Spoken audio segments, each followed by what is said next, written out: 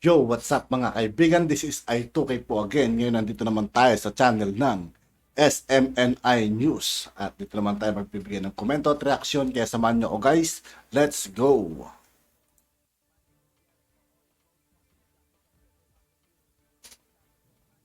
Truth that matters.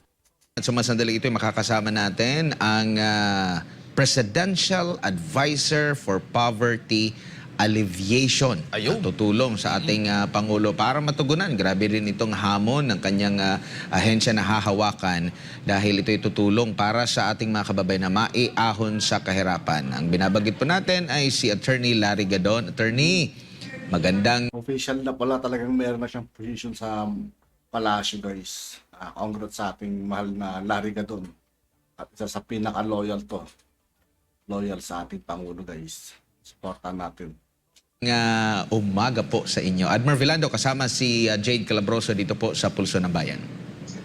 Oo, magandang umaga, Admar, at maraming salamat sa iyong imbitasyon na ako ay makaupang palad. Maraming salamat. Congratulations po. Alam mo naman, suki ka dito, attorney. Ano ba? Secretary na ba? Ano bang posisyon po, sir? Oo, secretary ang position na yan at yan ay cabinet rank at malaki ang responsibilidad sapagkat ang Marcos administration ay nakafocus ngayon sa poverty alleviation at in fact in a major event about last week ay isa yan sa binalangkas ng ating mahal na Pangulo ang pagbibigay ng focus ng administrasyon sa poverty alleviation.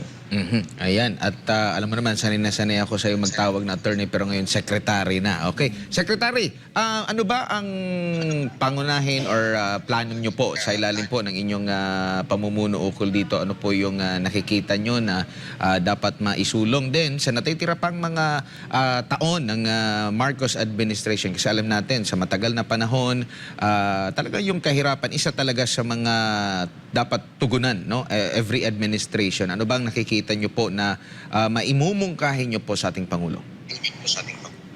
Aalamin ko muna kung ano ang gusto niyang ibabalangka sa akin and then aking makikipag-ugnayan ako sa mga iba't ibang ahensya na kasalukuyang nagkakaroon ng mga programa para sa pagtulong sa ating mga kababayan kagaya ng NAPSI, ng Commission on Urban Poor, Commission on Indigenous Peoples and itong DSWD. Aalamin ko kung ano ang mga existing programs na ginagawa nila at yun I will try to suggest or to augment what they are doing.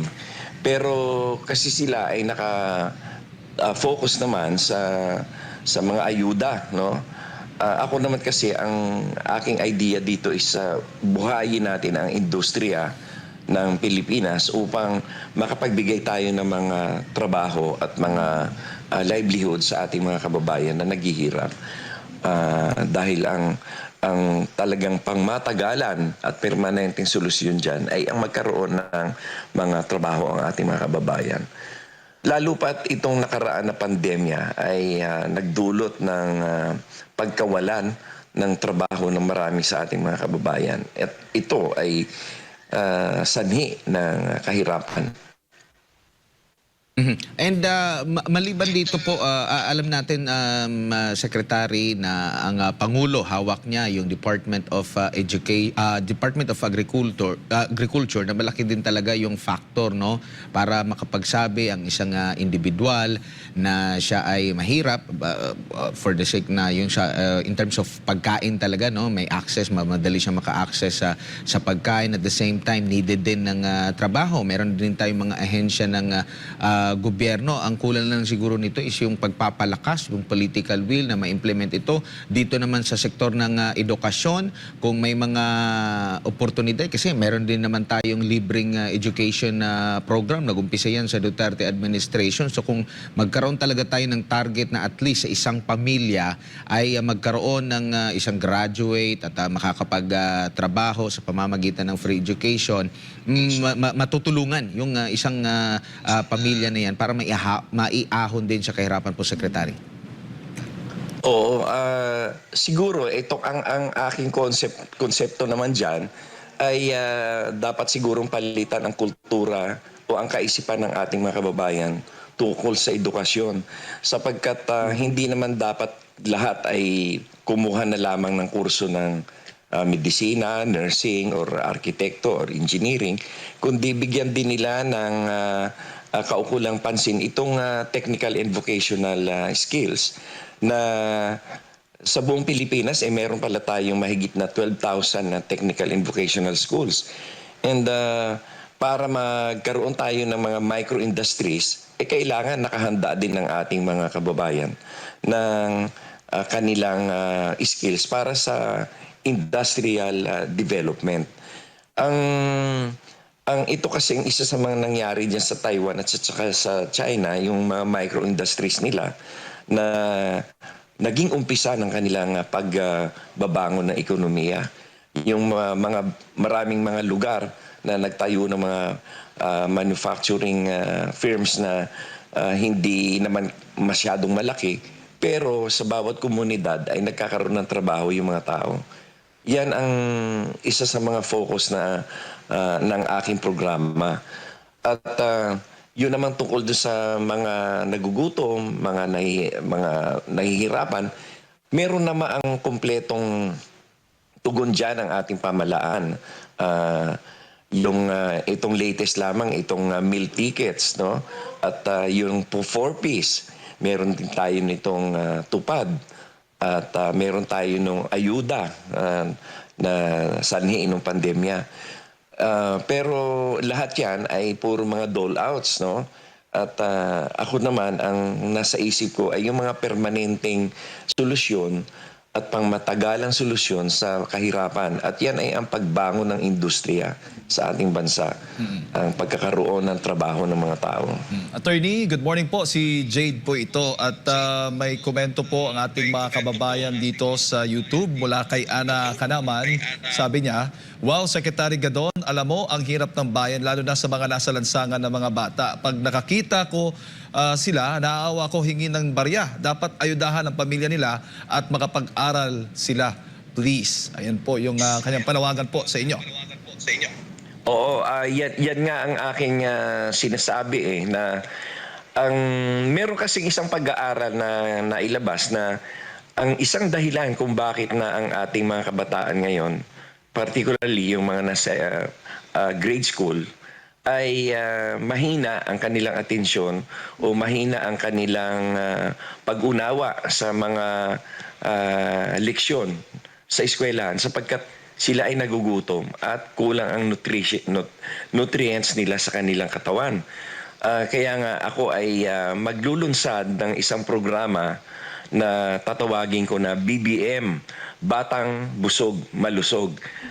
At makikipag-link ako o makikipagtulungan ako sa ating mga kababayan ng mga may kaya at doon sa malalaking negosyante, malalaking kumpanya na mag-adapt ng mga public schools na kung saan ay bibigyan nila ng nutrition and feeding programs na hindi man nila matugunan ang lahat ng pangangailangan ng mga bata pero kung yan ay maiibsa natin ang kanilang kagutuman at ang kakulangan nila ng sustansya sa kanilang katawan ay makakapag-focus sila sa kanilang pag-aaral. At yan ay pagka sila ay nakapag-aral, kung mayroong maganda silang edukasyon, mas maganda ang kanilang laban sa kanilang mga kinabukasan. Yan ay aking isa sa mga unang-unang gagawin. Pero ito ay panandali ang solusyon muna. At ang aking mga pangmatagalan na solusyon ay yung talagang pagkakaroon ng mga trabaho at hanap buhay, livelihood, ganon. At dagdag pa. Yan ang tatawagin ko dyan, yung Batang Busog Malusog movement, BBM movement. Ayun. At bukod nga po sa mga bata na nasa lansangan, gusto din po ng mga kababayan natin na mananawagan din sila na sana po may mga programa din po kayo sa mga kababayan natin nasa squatter at nasa lansangan na wala pong tirahan. Kung inyong matatandaan ay ang isa sa mga layunin ng ating mahal na Pangulo ay ang pagkakaroon ng at least 6 million housing units by the end of his term. And yan ay puspusan na ginagawa ngayon ng mga ahensya ng pamahalaan tungkol sa housing. At ang sistema nga lamang dyan ay karamihan dyan ay nag-a-apply din ng loan sa Pag-ibig or SSS or sa mga bangko. At yun talagang mga nasa pinaka mababang antas ng ating sosyedad ay hindi naman sila mag-qualify sa mga ganyang klaseng housing program. So mag-iisip ako ng paraan kung paano na itong ating mga non-qualified loan applicants ay mabigyan din ng pamamahay sa pamamagitan ng mga programa na magaan lang sa kanila ang paghuhulog at yung hindi na masyadong stringent yung requirements sa kagaya ng ikaw ay mag-apply sa Pag-ibig o kaya sa SSS o sa mga bangko.